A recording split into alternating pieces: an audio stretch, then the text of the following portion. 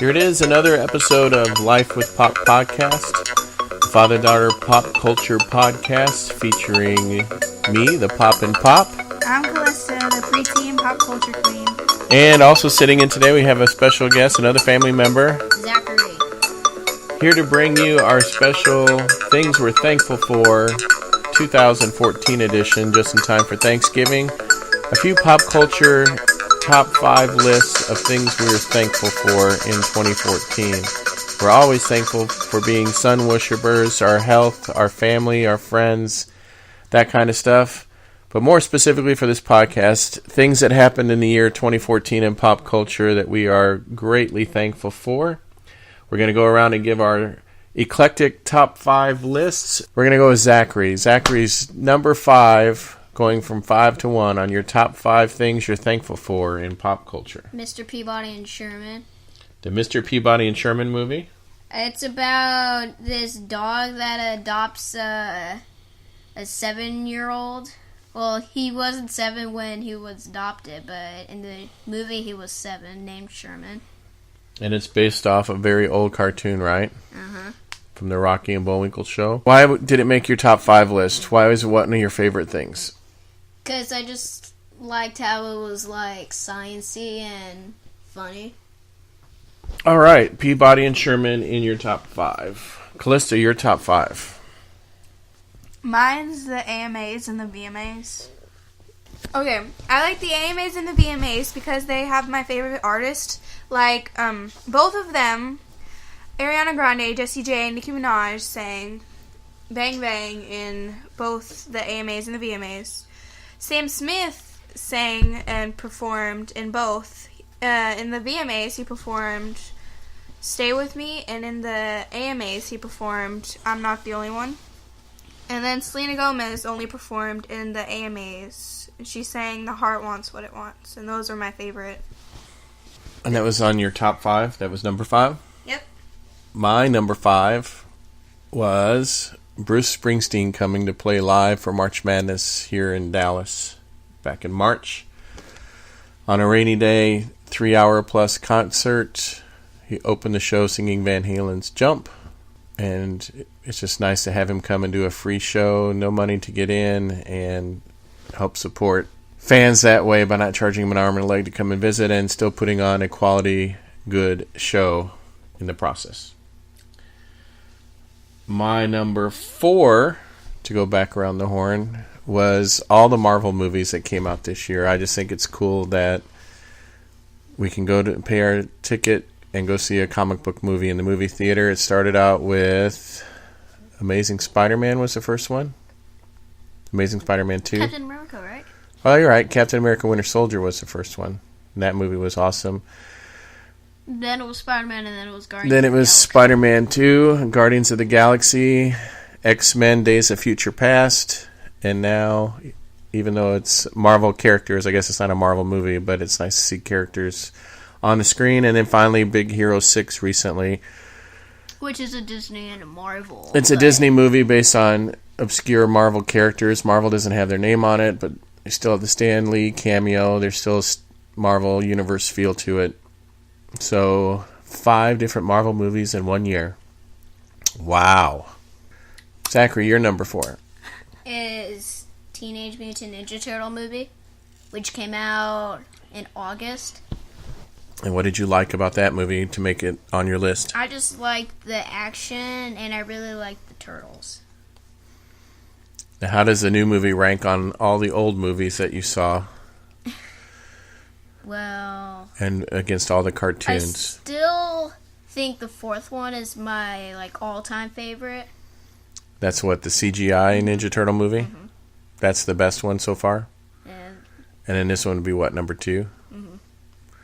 What was your favorite part of the Ninja Turtle movie? Oh yeah, when they were in the elevator. The rap song in the elevator? Uh-huh. Alright, so Teenage Mutant Ninja Turtles, number 4 on the list. Calista, you're number 4 on your list. My number 4 is Starbucks. Enough said. Starbucks? Yeah. The pumpkin spice lattes that are out now are your favorite? They're not gonna do it anymore. It's like a fall thing. Once fall ends, they don't have it anymore. until next year. Yeah. My number 3 on my list is The Fault in Our Stars, because the movie and the book are awesome and they can be very relatable to some people. And one of my favorite actresses plays Hazel Grace in the movie. So which is better, the book or the movie? The book. I almost said the movie. The book. The book is better. So if you haven't experienced that story, you should read the book first and then see the movie? Or does it matter? It doesn't really matter because they're both... It's not... I don't know. It's not like you have to read the book first, but you can. I already chose to read the book first because I thought the book was going to be better. Plus, the movie didn't even really come out by the time I read the book, so... Number 3 on my list is a couple of live reunions that happened this year. The first one I saw here live in Fort Worth. It was the Kids in the Hall back on stage doing their comedy routines from late 80s and early 90s. It was an awesome show. They still had their form. They were still hilarious. They still did all their characters that you loved. Plus, 90% of the show was brand new material, so that was fun to see that they can get back together and still be as funny as they were. The second one, even though I didn't see it in person, was the Monty Python getting back together in London in the O2 Arena. They broadcasted in the United States in movie theaters. Basically, they just got back together and did all their old classic sketches on stage with songs in between so they could change costumes.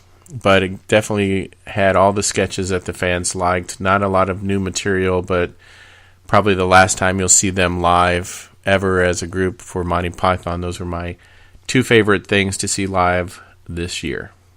My number 3 is Big Hero 6. And I liked it because I just really liked the huge white guy named Baymax. Baymax? The robot Baymax? Mm-hmm. And I also liked during the movie you saw the painting Stan Lee, and then at the extra scene you saw him look at the painting, and then at the end Stan Lee walked in and then he did the recycle speech again. Mm-hmm. Those of you who haven't seen the movie, it's a great holiday family movie for you to see during Thanksgiving and Christmas. But it's definitely a complete surprise of a movie, and definitely worth it to go see. You don't have to be a comic book fan or a Disney fan or really a Marvel fan to appreciate the animation in that movie. Zach, why don't you lead off number 2 on your list? The Walking Dead. And what about Walking Dead made it a highlight to put on your top 5 list this year? Because I just like how the walkers look. And I liked this week's because Daryl sticks his 2 fingers in the walker's 2 eyes. That was awesome. Oh, really? I haven't seen this week's yet. Well, good job. So is there anybody on the show that you're thankful did not get killed this year? Yet? Aw. I'm happy Rick still made it after Terminus ended. And and like all of the new survivors and the old survivors. So Walking Dead, you're thankful is still on. Number 2 on your list, Calista. My number 2 is also The Walking Dead. Really? Yeah. And what about Walking Dead are you thankful for? You're new to the show, so you just started watching it all this year, right? I watched more episodes than he did. And yeah. What about Walking Dead are you thankful for? The storyline's awesome, and I love all the characters. The characters are so awesome. My favorite character is Daryl, and then my second favorite character is Rick, and then my third favorite character is Maggie, and then my fourth. So nobody likes Carol? Nobody likes Carol? Well, I do. Carol's like my 5th. And Michonne has nothing to do this year. Yeah, she's just... Well... She takes care of the baby. And you should have saw her at the church. God. Number 2 on my list this year, I pulled my iPod out of my pocket one day and had a free album from U2 downloaded into my iPod. So the album we've been waiting for all year finally hit, and they gave it away to all their fans for free. So that was kind of a fun, nice surprise to have. It's kind of a album that features all their different music styles from the past 20 years. You can kind of chart on that album. So if you are a diehard U2 fan, it's a great album. If you're just a casual listener, it's probably not to your taste, but definitely appreciated this year. That brings us to number one. Number one on my list of things that I'm thankful for in pop culture this year is an actor named Chris Pratt, who I used to watch every week on Parks and Rec until the show got boring and I quit watching it. But I was thankful that he's been given an opportunity to let his talent shine in two movies that I liked. Lego Movie, where he did a voice character of Emmett, and also Guardians of the Galaxy, which I think that he carried that movie all the way through. Peter Quill / Star-Lord. That's right. He played Star-Lord in the movie and put an awesome performance in that movie, and it was a big surprise movie for me that it was as well made as it was and as entertaining as it was. But definitely on his charisma, and he's off to bigger and better things. He's now going to be in the Marvel Universe with Guardians of the Galaxy and possible other Marvel spin-off movies. He's also going to be the lead in the new Jurassic Park reboot that they're doing. So, which the trailer's going to be on Thanksgiving.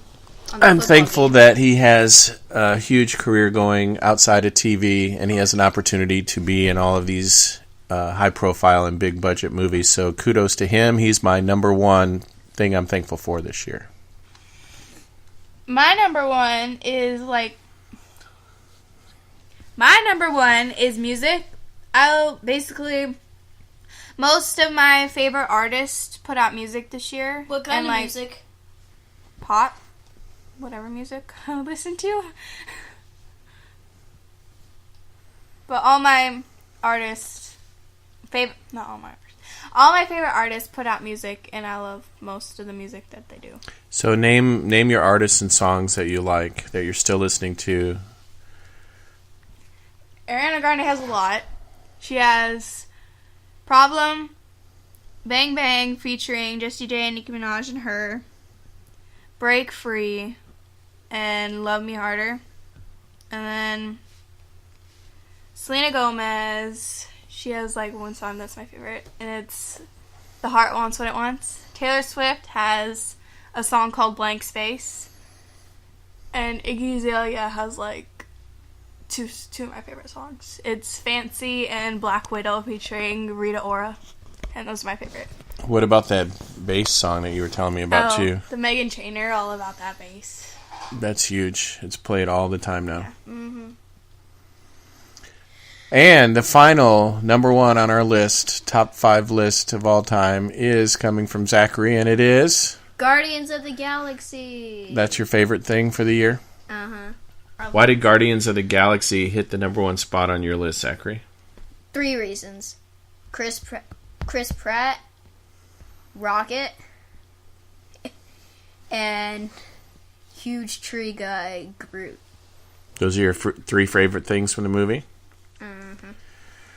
Awesome. So let's go through one more time and go from number 1 through 5 and remind everybody what was on our list. I'll go through mine. Number 1 was Chris Pratt and the performances he did this summer. Number 2 was the U2 album hitting everybody on Apple iPod. Number 3 were the live reunions this year in concert of Kids in the Hall and Monty Python. Number 4 were all the Marvel movies and characters that graced the big screen this year. And number 5 was the boss, Bruce Springsteen, playing live at the March Madness here in Dallas. Go, Calista. My number 1 is mostly all of the music that came out this year from my favorite artists. Number 2 is The Walking Dead and how awesome it is. My number 3 is The Fault in Our Stars. Number 4 is the pumpkin spice lattes from Starbucks, or any drink from Starbucks. And number 5 is the AMAs and the VMAs. And Zachary. My 5 was Mr. Peabody and Sherman. And my 4 was Teenage Mutant Ninja Turtles. And my third was Big Hero 6. And my second one was Walking Dead. And my last one was Guardians of the Galaxy. All right, so there you have it, our top 5 favorite things in pop culture for 2014. We're going to go around the horn one more time with a one-answer list. We're going to go around the horn really quick, impromptu. Give me one thing that disappointed you the most in pop culture this year. I can go first. My biggest letdown this year was a movie I was looking forward to. It still was a decent movie, but I was very disappointed in the fact that Godzilla hardly had Godzilla in it at all. And after a while, the movie was just frustrating me more than it was entertaining me. So that is my biggest disappointment of 2014 so far. Zachary, you got one? My disappointment was the same as yours. Godzilla? And it was the same reason. All right. Calista, yours? Mine was probably Godzilla, too. I didn't like that movie that much. Why didn't you like it? The part where the Godzilla and then that what was that one monster? The mosquito or whatever? Mutos or whatever they were called? And then they went up to each other. Wait, or was it the two of those? The two of those. Oh, the two of those went up to each other, and that was really weird. Yeah. And then the part where the door closes and you see Godzilla and the door closes, you don't know what happens. Yeah, they're about to fight and then the door closes, so you still don't see the fight. Yep. So that was our biggest disappointment. Our biggest disappointment of 2014. Biggest surprise of 2014. Something that you were least expecting that turned out to be awesome. Anybody have an answer for that one? Mr. Zachary? Planet of the Apes. That was your biggest surprise? Well, I thought it was an okay movie, but not like a perfect 10. But you didn't want to see it at all, but then after you saw it... I thought I would, hate it, but I kind of liked it. I liked this a little bit. Calista, what's yours? Mine was Guardians of the Galaxy. Because from the trailer and stuff, it didn't look like my type of movie. When I went to see it, it was it had comedy, which I love, and it had cute characters and stuff. Yeah. Mine, I have a tie for the same question, and mine was also yours, Guardians of the Galaxy and also Big Hero 6. When both of those were announced, I didn't think that it was targeted for me, didn't think that I would be interested in seeing that. Especially Marvel Comics, they have such big characters they could do movies from that they haven't yet. Why would they pick some obscure Guardians of the Galaxy and Big Hero 6 as movies first when you really want to see some other characters? But I was pleasantly surprised with Guardians of the Galaxy. My viewing experience of that was similar to when I first saw Star Wars on the big screen. It just blew me away. I couldn't wait to see that movie again. And Big Hero 6, it's targeted as this movie about a boy and his big giant balloon robot, and it's promoted as a buddy movie or a pal movie, kind of like a lot of Disney movies. And I kept waiting as I was watching that movie for it to turn into a princess movie somewhere halfway through, but with a boy instead of a girl. But it ended up being a superhero movie, a movie about brothers, a movie about the value of science and math toward kids and how important it is to know all that stuff. And it was very quick, very fast-paced storytelling, and very fun movie to see in the theater. So those were my two pleasant surprises, tied at number 1. Big Hero 6 was also the number 1 movie in America right now. It is? Uh-huh. Well, there's a good reason for that, because it's definitely very well made. So there you go. Our top favorite things, some things we were disappointed in, some things we were surprised in. If you guys have anything to add to our list that we might have missed, please feel free to drop us a note on Twitter, and definitely subscribe to us on YouTube and iTunes. Make sure you give us good reviews, and we will see you soon. Bye. Bye. Bye. Goodbye. Goodbye.